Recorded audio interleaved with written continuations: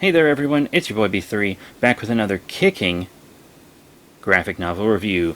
Today we're talking about more Spider-Man. We started the current run in the last video.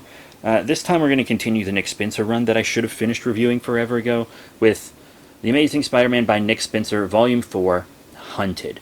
And to be completely honest, this is probably one of my favorite Spider-Man trades of all time. I adored this story so much. So much. Here's a quick read-up of the back of the book. When Kraven returns, Spider-Man becomes the hunted. Sergei Kravinoff and his minions have been kidnapping animal-themed superhumans for months, and they need one more to complete the collection, the Spider. But what does Kraven want with all of them? In Central Park, the prey is let loose, and the hunt begins. But Kraven isn't the one in pursuit. Who has Spidey in their crosshairs? The Lizard has a target on his back too, but he has a truly terrifying plan of his own. Peter Parker will find himself in a horrible situation, but there are lives, innocent and otherwise, at stake, and well, he's Spider-Man. When it comes to the big showdown, you have no idea how this one will go down. Collects Amazing Spider-Man 2018, 16 through 23 and 16.HU and 18.HU through 20.HU by Nick Spencer, Ryan Ottley, Alberto Albuquerque, Humberto Ramos, I love Ramos, I love Ramos' work, Gerardo Sandoval, Ivan Cosello, Ken Lashley, Chris Pacello, Corey Smith, Tyler Crook, Cliff Rathburn, Victor Obazobabababa, Victor Nava, Mark Morales, Wayne Fletcher, Livesay, Jamie Mendoza, Tim Townsend, Alve, Laura Martin, Brian Reber, Carlos Lopez, Edgar DeGaldo, Eric Argentina, and Arsengenia, and Nathan Fairbrain. Rated T for teen from Marvel. Sorry about that, those names are all really tiny on the back of the book. Anyways, we get some kind of backstory-esque stuff with Kramer. Apparently he was meeting, like, a bunch of those rich dentists, and, you know, those assholes that go big game hunting in Africa. And, like, he's recruiting them? He's like, I'm going to show you how to be, like, a real hunter. And he makes the High Evolutionary, make him a bunch of clone sons. And then one of his clone sons kills all the others. And Kraven's like, good job, dude. Excellent work. Very cool. And then Kraven starts this thing with Arcade, and he's kidnapping all these animal-themed superhumans, you know? He's having Taskmaster and Black Ant to do that. Yeah, what you think is going to happen to Black Ant probably is. But they capture all of them, and he's holding this, like, big hunt, you know? And he tries to lure the Lizard out by capturing the Lizard's son, who's also a little lizardy boy, you know, who's trying to have a normal life but can't because, you know, he's a little lizardy boy. Yeah. But they capture Black Cat as well. You know, Peter, I believe, has, at this point, has newly revealed his identity to her because she had forgotten it because of Doctor Strange and blah, blah, blah. She's trying to help Kurt Connor's son out using her bad luck powers, which I think are cool. I like her bad luck powers a lot, actually. It's the main thing that seems to set her apart from Catwoman. And I really like that. A lot. So she's trying to help him out. Kraven is doing all of this to manipulate Spider-Man to try to, like, prove a point. He wants to make Spider-Man a killer, it seems. And it's very interesting. I love the way it's drawn. It's real dark. It harkens back to Kraven's Last Hunt and stuff. A lot of it does with, you know, the colors, and Kraven puts Spider-Man in his black costume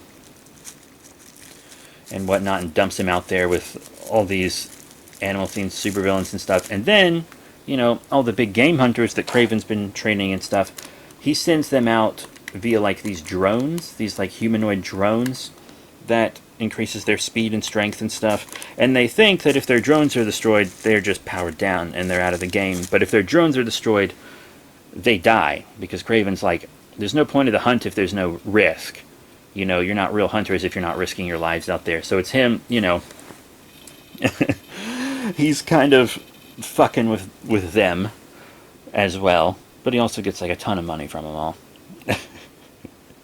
Which is pretty wild. And then there's the death of this older character.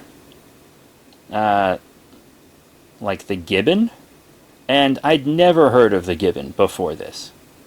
Not once. And they made me feel so sad for him. With his origin and his death, they made me feel so sad for a character that I had literally never once heard of. Impressive work. Just honest to God, impressive work. And towards the end of this, it actually does appear that Kraven has convinced Spider-Man to take his life. Kraven has convinced him to do that. And the Lizard, as you may know, has a chip in his brain to keep him from going kind of berserk animal rage. It inhibits any violence from him. He can't show any aggression. But he needs to do that to save his son.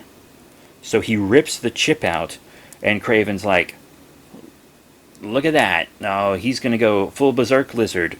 And he convinces Spider-Man to become a killer. But then the Lizard finds control.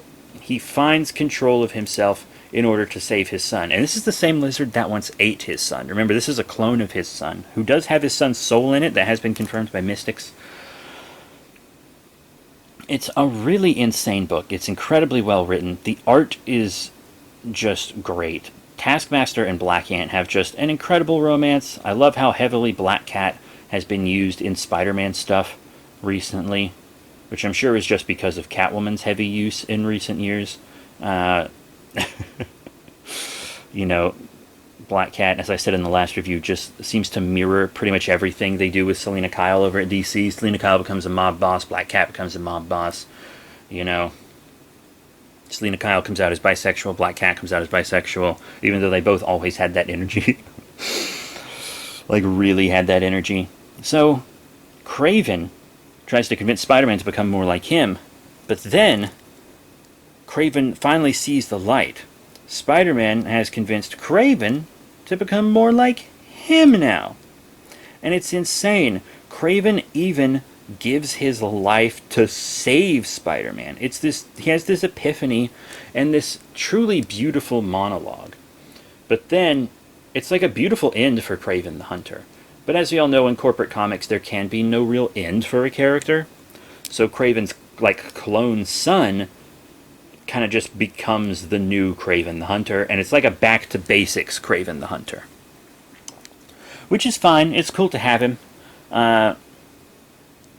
Because Kraven is one of the best Spider-Man villains. Just straight up 100% he is. So it's nice to still have a Kraven around. But yeah, just a beautiful goodbye to the original Kraven. But then, it's like he never left. So, is it that much of a goodbye? Is it even a goodbye at all? If it's a clone who's just going to act like him? God, Spider-Man comics gotta chill with these fucking clones. I swear to God. Seriously, the Clone Saga was super poorly received, and then Marvel was like, how about just clones forever? Everyone hated that story, so let's give Miles one. Let's do just as much clone stuff as possible. And yeah, the clone characters you already have running around, sure, use them. I love both Scarlet Spiders, especially Kane, honestly. And I really liked Ben Reilly and the Beyond stuff.